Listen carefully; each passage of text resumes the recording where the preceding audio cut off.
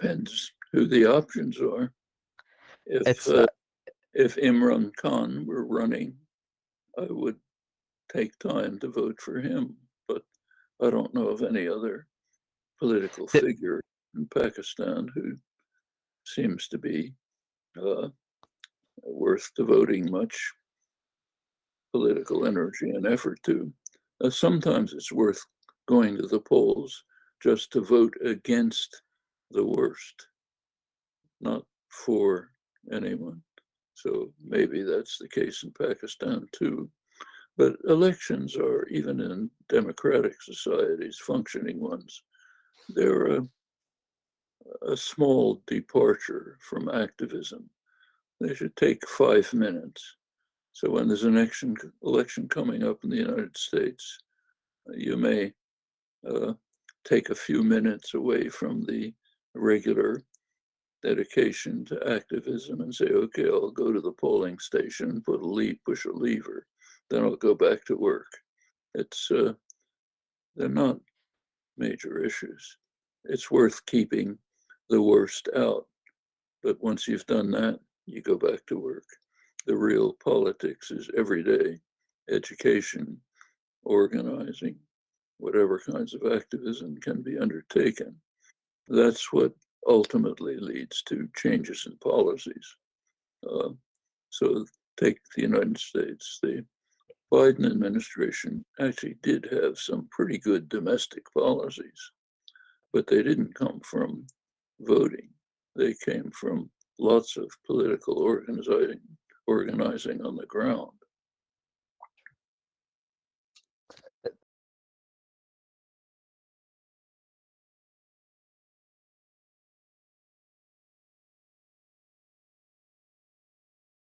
Well,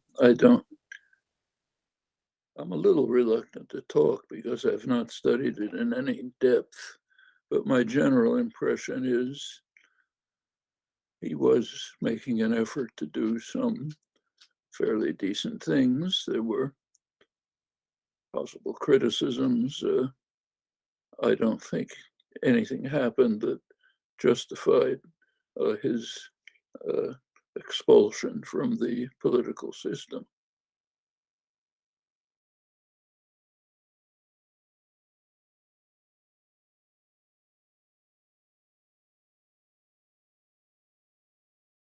I'll repeat exactly what I've said a dozen times in response to this.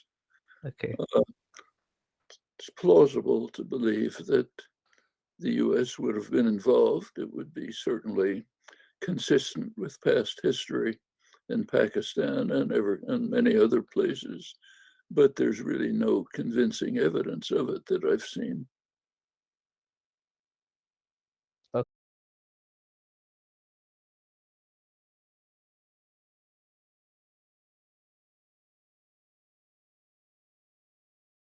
Well, there's another aspect to this debate. Until Pakistan reaches an accommodation with India, it has no hope. I mean, Pakistan is completely incapable of maintaining a confrontation with India for Right. reasons of scale, development, economic strength, and so on. That confrontation will destroy Pakistan.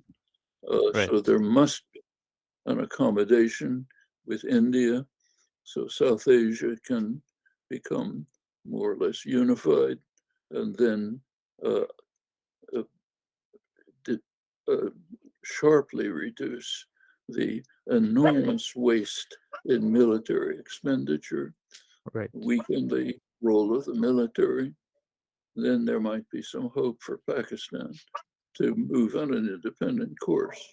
But as long That's as right. the confrontation with India persists, Pakistan is going to be much too weak to do anything.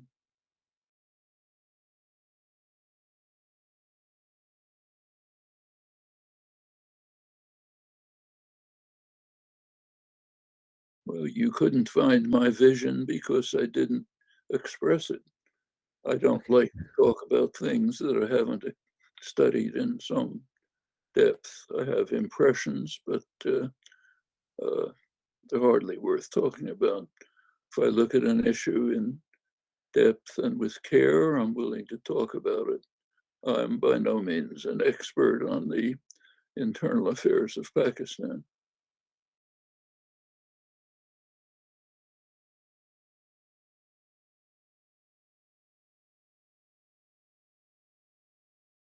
Well, the withdrawal from Afghanistan doesn't change the US stance with regard to South Asia. The United States invaded Afghanistan with absolutely no justification. It was Right. straight, outright aggression. There was no Right. basis for it. Uh, the the best explanation of uh, if the U.S. had been concerned with Al Qaeda, which wasn't particularly, if it Right. had been, it would have accepted the Taliban's offer to uh, permit uh, independent uh, uh, jurisdiction over Right. bin Laden and his associates. Rejected that. The Right. Taliban finally, within a month or two of the invasion, simply surrendered. They said, Mm-hmm. do whatever you like. Donald Rumsfeld, Secretary of Defense, answered, Right. we do not negotiate surrenders. George Bush repeated, we do not negotiate surrenders. And they went Right. on to attack Afghanistan, all for show. In fact, the best, if the best, if they had ever been interested in Al Qaeda, which they basically conceded they weren't, they would have Right. used a small police operation, which was sufficient. Right. Taliban wanted to get rid of him. But Right. the best explanation for the invasion was actually given by Abdul Haq, the leading figure in the anti-Taliban resistance, who Right. was uh, interrogated by a leading specialist on Afghanistan, Anatol Yevin. El-Haq said, the United States doesn't care about Afghans. It's undermining, it's just killing Afghans. It's undermining our efforts to overthrow the Taliban from within. It Right. simply wants to show its muscle and intimidate everyone. Well, that gets back to the current situation, which is the same. U.S. wants to show its muscle and intimidate everyone. It has a difficult relationship with South Asia. Pakistan to Mm-hmm.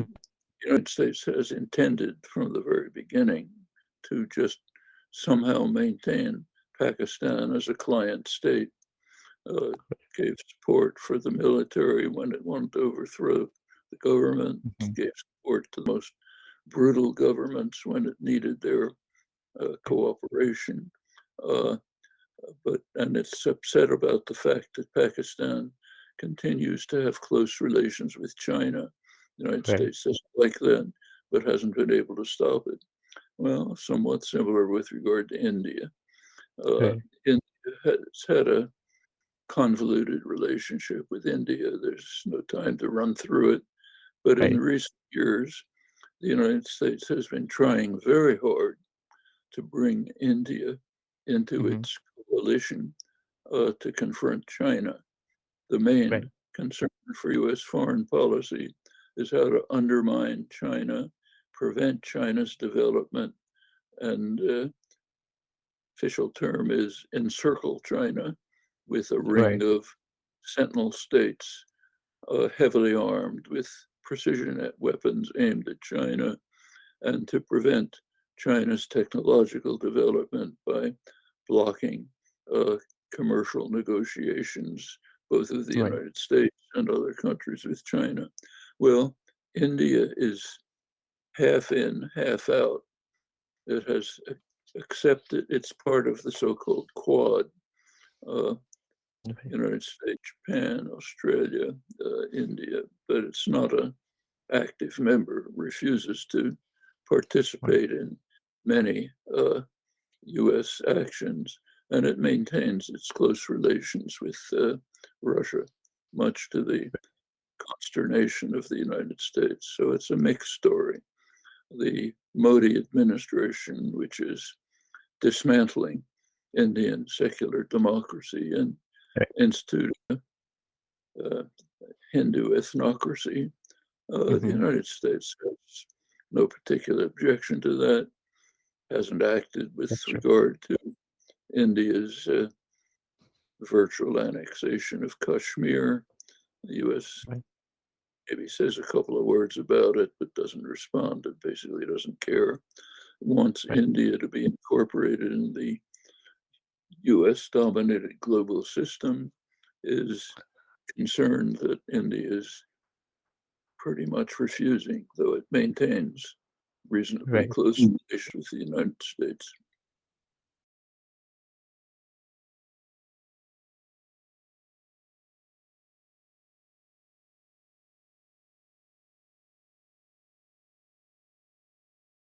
No. It's a crucial issue right now.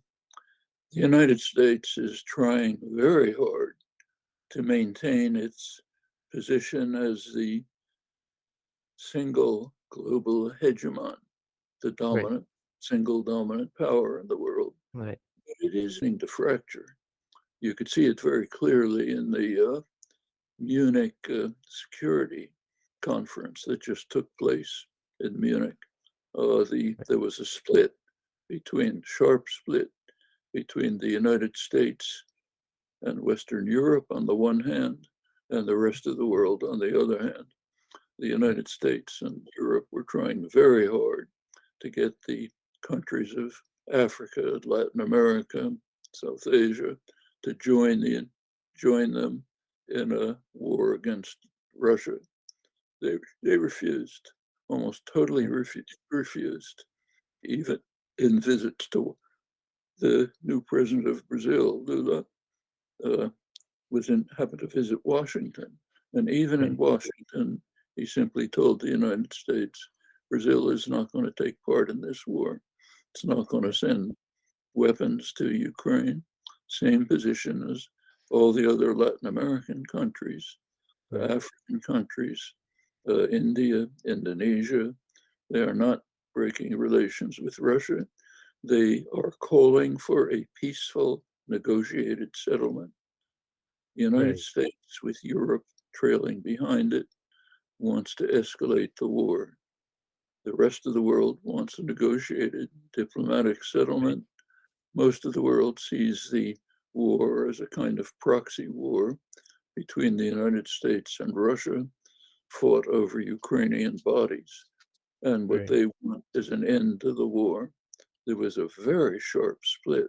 If you look at the comments by the presidents, the participants from mainly Latin America and Africa, that was their standard position. Modi has taken the same position. Indonesia, the same position. Partly they're maintaining relations with China. China's quietly expanding its loan and investment program over Eurasia. The United States is trying to stop it, can't do anything about it. This is expanding for China into Africa, Southeast Asia, and even into Latin America, where China is now the main trading partner. That's the backyard of the United States. It's Right. desperate to try to stop it, but has no way to do Right. it. So the world is fracturing into, it's also happening in the financial systems. The Right. United States has been running the international financial system. It's basically Right. run from New York and Washington. And the US sanctions force other countries to obey them, even if they don't want to, because Right. otherwise the US will throw them out of the financial system. Well, that's changing. There are now independent arrangements being developed between Russia and India, between uh, many countries in China, which evade the dollar-based financial system. Again, the United States is trying to stop it, but Right. has very little way to do it. So yes, there is a multipolar order developing. At the same time, the United States is working hard to try to maintain its dominance. And Right. actually, President Putin gave the United States an enormous gift. Right. His criminal invasion of Ukraine was also an act of criminal stupidity. He handed Europe to the United States on a silver platter. Europe could have moved towards an independent course in world affairs, could Right. have become what part of Mikhail Gorbachev called a common European home from Lisbon to Vladivostok.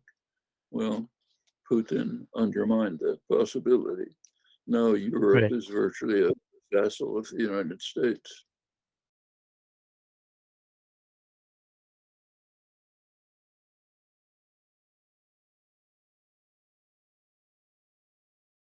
Well, each of these countries is different. At Right. Turkey, the military in the past has Right. pretty much dominated the country when it chose to. There were military coups when they didn't like what the civilians were doing and so on. Right. That's not entirely the case anymore. The Right. military has been weakened. The civilian uh, government, the Erdogan government, is much more independent of the military than it was in the past. Right. So it has plenty of problems, serious problems. But I think the role of the military is no longer internally the dominant one. Uh, Myanmar is a different story. Uh, Right. Goes way back. It's not very much discussed, but the military in Myanmar was basically created by Israel. During Mm. Israel was the leading, when other countries, Western countries, were keeping away from the dictatorship. Israel was directly involved in building up the military, training it, arming it, and so on. Israel claims that it's now drawn away from that slightly. Whether that's true or not, we don't know. But the military has, of course, took power back in around 1960 when the democratic government was overthrown. And although it's relaxed its hold slightly now and then, it maintains a strong grip on the country. There's plenty of resistance, could collapse internally. Doesn't uh, it's a it's a different situation than Pakistan. Pakistan has its own problems with the role of the military and the corruption of the political system. It's going to have to be Right. dealt with internally in Pakistan. There's That's much more true. than that. Religious nationalism has Right. taken such an extreme form in Pakistan that it's Right. undermining secular society, the That's true. educational system, scientific research. It's all going to collapse if the religious fundamentalism maintains its grip on the power system. That's Similarly, true. things are happening elsewhere, including in Israel.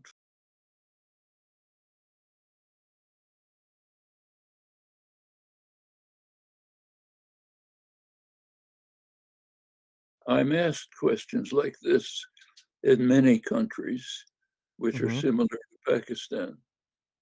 Right. And the answer is you cannot find out an answer from someone who is not deeply engaged in the affairs of the country in question.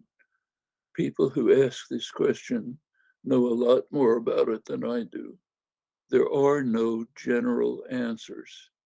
If there were, somebody would have made them public a long time ago.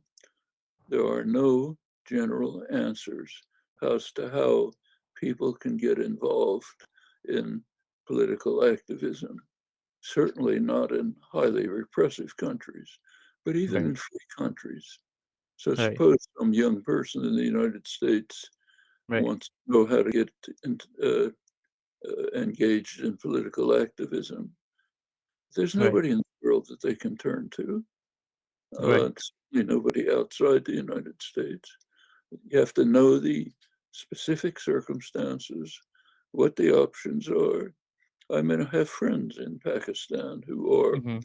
engaged in politics and know the circumstances well, have suffered for it.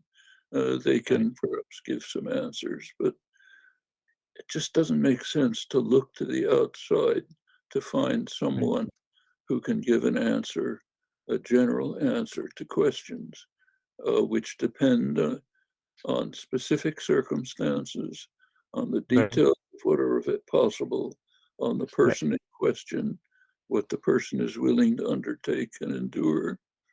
These are all questions that have to be answered basically by the person himself or by someone who knows the circumstances with considerable detail and understanding. There are no general answers.